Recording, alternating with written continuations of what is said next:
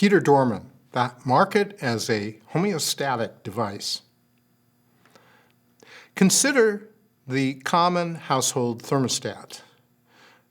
You can set it for whatever temperature you want, and then you can leave. You can walk away.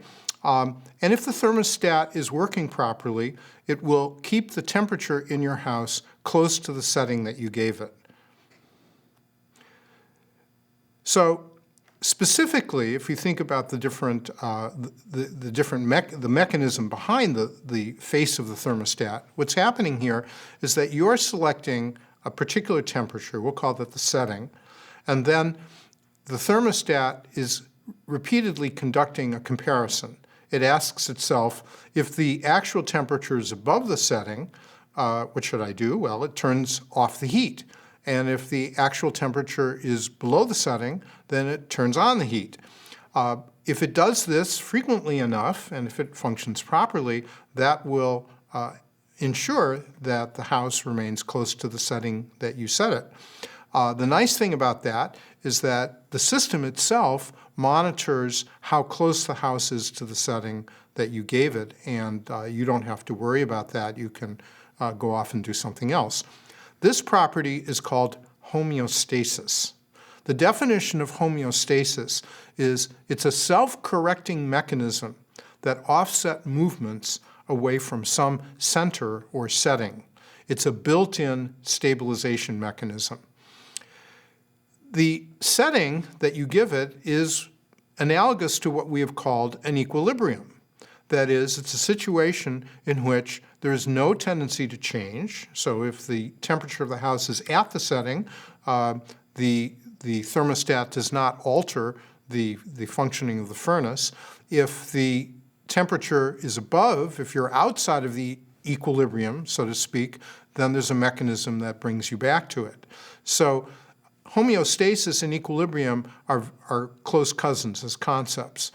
And it's desirable to have a system which is homeostatic because it means that you don't have to constantly monitor the system.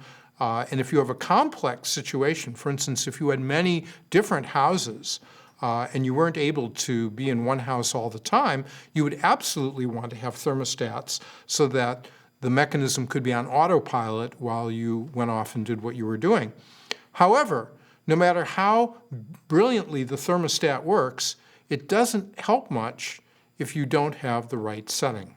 If you set the heat too high or heat too low, you're going to have problems even if you've got a great thermostat. So the market is like a homeostatic mechanism.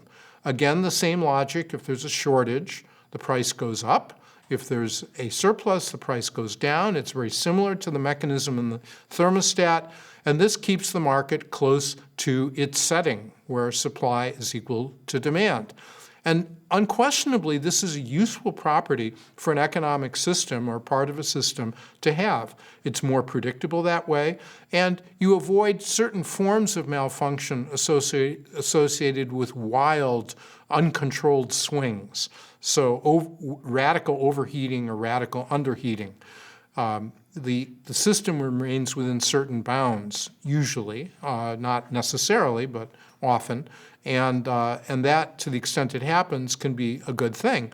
However, as with a home thermostat, having a market thermostat doesn't guarantee that you have the right setting. And in fact, the equilibrium could be very much the wrong setting. A lot of economics is about that. Often we have non-market mechanisms in a complex economy to correct for the problems of the market in setting the wrong setting or giving us the wrong setting. But a problem with a method like regulation is that it doesn't have that homeostatic property, at least not intrinsically. So if the regulation misses the target that it's aiming for, if you overregulate or underregulate something, there's no automatic mechanism within a regulation that typically returns you to the proper target.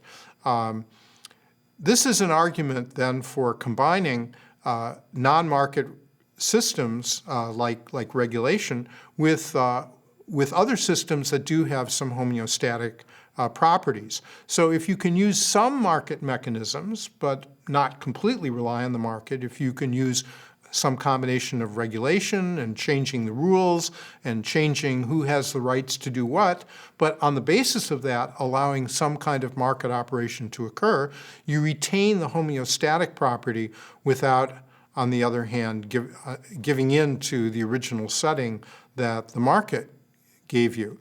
So the goal in that sense is to get both homeostasis, which is a good thing in some ways, and also control the setting.